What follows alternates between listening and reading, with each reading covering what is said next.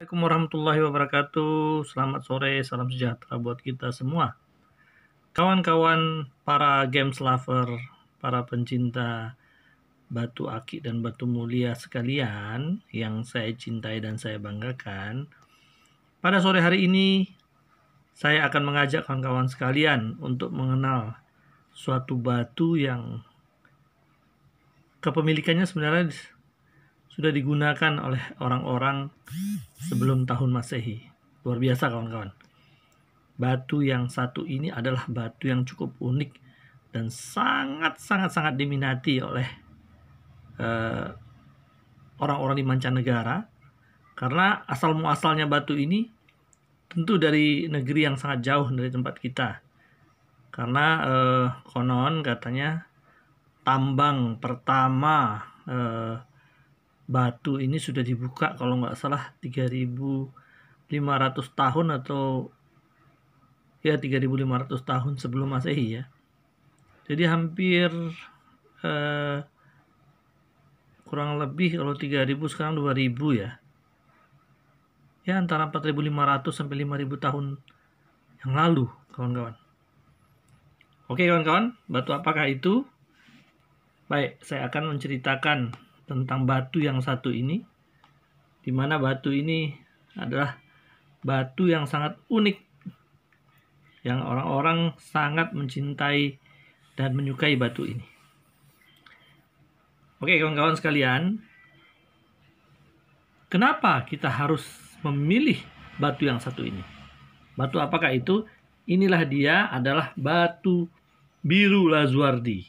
Nah, batu biru Lazuardi ini adalah batu yang namanya batu lapis lazuli. Oke kawan-kawan, sebelum kita mulai dan kita jelaskan tentang hal ihwal batu lapis lazuli ini, mari kita cermati keindahan daripada batu ini. Ini kandungan-kandungan logam yang ada di batu lapis lazuli. Konon katanya ini adalah sejenis spirit ya. Ada yang berwarna silver, ada yang berwarna keemasan. Nanti komposisinya akan kita ceritakan yang lebih jelas kawan-kawan. Ini harganya kalau birunya seperti ini, unik, membentuk corak dan rata, pekat, bahkan berpendar. Wow, lumayan nih, so expensive then. Mahal kawan-kawan. Nah, ini yang polos, super polos, lapis lazuli ini. Jadi ada beberapa pendapat nih, lapis lazuli memang katanya memang ada ditambang di beberapa lembah di daerah-daerah yang jauh, di pedalaman. Kalau ada yang mengatakan bahwasanya batu lapis lazuli ini dia berasal dari daerah-daerah Mesir, Mesopotamia.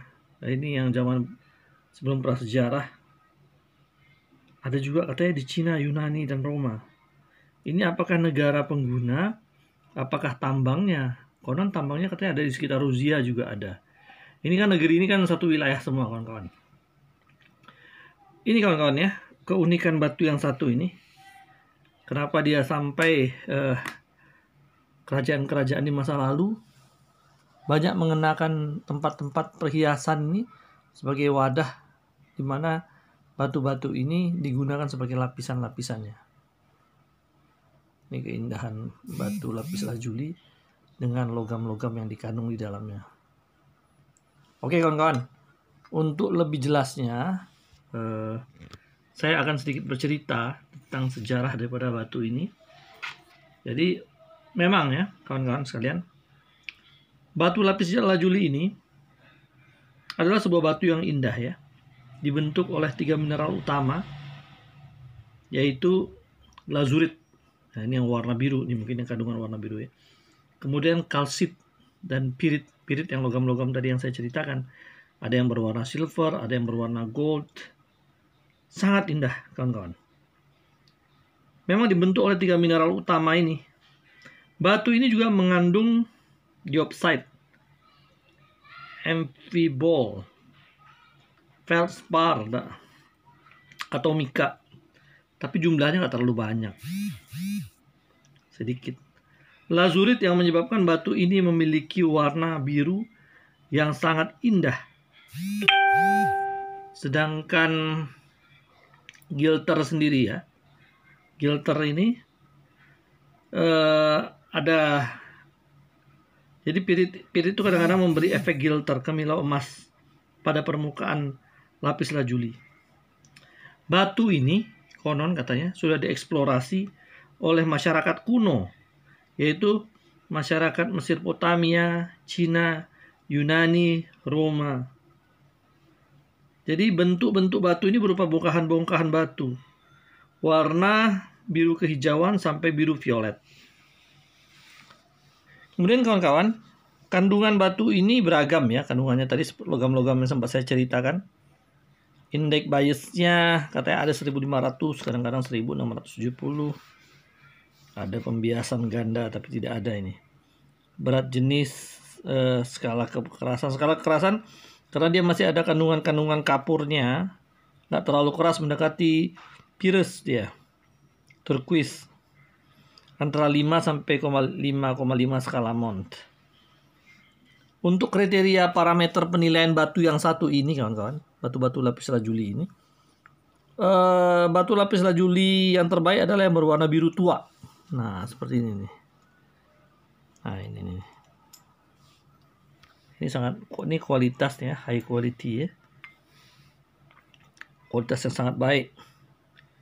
Kemudian biru violet tanpa ada kalsit yang terlihat.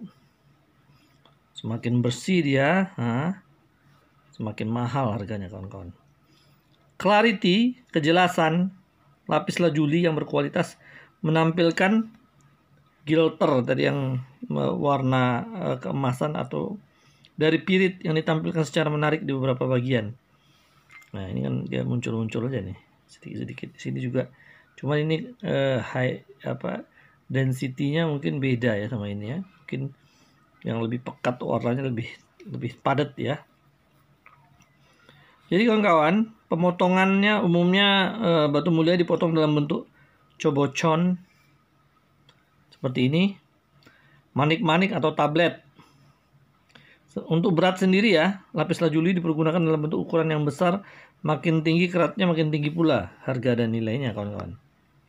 Nah, sekarang untuk mengetahui jenis-jenis lapis lazuli itu memang kan sudah ditambang di Iran katanya sekitar 4000 tahun yang lalu, 4500 tahun.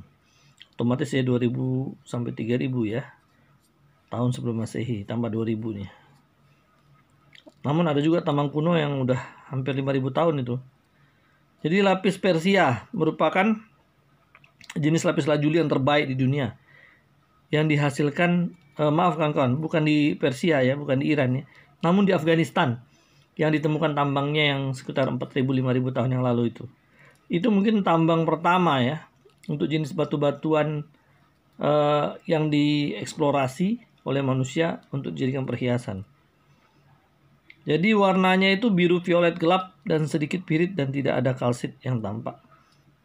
Jadi violetnya gelap ini yang jenis yang Afghanistan yang is the best stone-nya.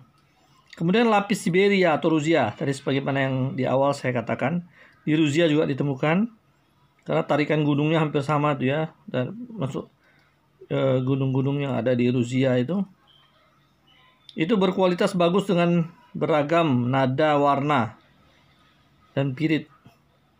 Kemudian ada lapis Chili, lapis lazuli dengan kalsit yang tampak. Jadi logam-logamnya malah menonjol nih. Kadang-kadang warna hijaunya sedikit. Nah, ini contohnya nih. Kan dia kalsitnya tampak, warna hijaunya agak kurang. Maksudnya warna birunya. Jenis ini paling rendah nilainya. Kalau ini sih masih biru nih ya. Dia ada agak menghijau dia. Itu katanya paling rendah, mungkin itu agak lunak ya. Kepadatannya agak kurang. Lapis lazuli yang sangat famous dan terkenal adalah liontin jenis lapis lazuli dari Mesopotamia. Dibuat 2.900 tahun sebelum Masehi. Berarti umurnya 4.900 tahun kawan-kawan.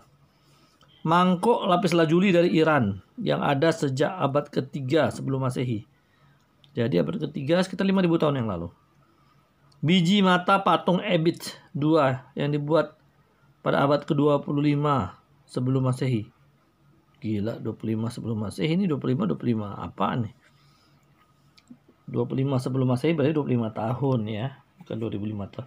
Ukiran gajah dari lapis lazuli yang berasal dari Muang Hal, mungkin dari Thailand, setinggi 8 cm. Kemudian alis mata pada topeng penguburan Tutankhamun 1341 atau 1302 sampai 1323. Ini apanya sebelum Masehi? Alis matanya Firaun, kawan-kawan. Ukiran pemandangan pegunungan yang berasal dari dinasti Qin. Ini tahun 1644 sampai 1922. Kemudian lukisan Girl with Spear Earring oleh Johannes Vermeer yang dilukis merupakan ultramarine, bahan pewarna alami yang dibuat daripada lapis lazuli. Ada juga katanya jambangan besar lapis lazuli setinggi 2 meter pada abad ke-19. Ini koleksi dari State Hermitage Museum di San Petersburg, Rusia. Ada juga sekarang yang jenis lapis lazuli sintetis. Pembuatan lapis lazuli dengan proses Gilson. Proses ini digunakan ultramarine buatan dan seng fosfat hidro. Ada, tapi orang-orang mesti akan bisa membedakan yang natural dan yang asli. Indonesia sendiri tidak menambang lapis lazuli. Semua batu mulia ini diperoleh dari luar negeri. Negara penghasil lapis lazuli antara lain Afghanistan, Rusia, dan Chili. Cara memperoleh lapis lazuli ini sangat mudah. Dengan cara menambang, membuat sintetis, proses Gilson juga bisa. Lapis lazuli sintetis harganya sangat murah dan orang sering membeli, dijadikan tasbih, kalung, liontin, dan lain sebagainya. Ini beberapa khasiat yang kita sesuaikan kawan-kawan. Kalau kita cenderung kepada estetika, bukan mitologi yang membawa orang supaya percaya kepada batu-batuan, tidak kawan-kawan. Namun lapis lazuli itu dipercaya dapat menyembuhkan penyakit cacar dengan cara memakainya. Batu ini dipergunakan untuk obat perangsang oleh orang-orang Rum. Kita nggak tahu kandungan di dalamnya, dia dalam bentuk ditumbuk ataukah dia diberi dalam bentuk batu-batuan yang dipanaskan dengan airnya dikonsumsi dan lain sebagainya. Ini kurang jelas karena ini yang tahu tentu ahli-ahli herbal ya, ahli obat-obatan. Ada yang mengatakan mitologinya membawa keberuntungan, memakainya mampu mendeteksi bahaya dan menunjukkan perubahan warna. Saya tidak yakin kalau untuk yang satu ini. Karena orang yang mengenakan penyakit batu lapis lazuli ada juga yang kecelakaan tuh. Jadi ini nggak bisa dipercaya. Kemudian untuk peringatan pernikahan ke-7, ke-9 dan batu ini katanya digunakan untuk feng shui. Untuk bulan kelahiran ini bulan Desember. Wow. Apa yang menjadikan alasan batu ini harus bulan Desember? Tentu penelitian ahli horoskop itu ya.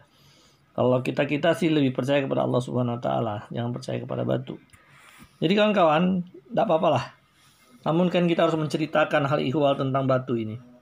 Kemudian kawan-kawan sekalian, lapis lazuli ini sangat jarang tersedia di emperan disebabkan oleh kelangkaan batu ini.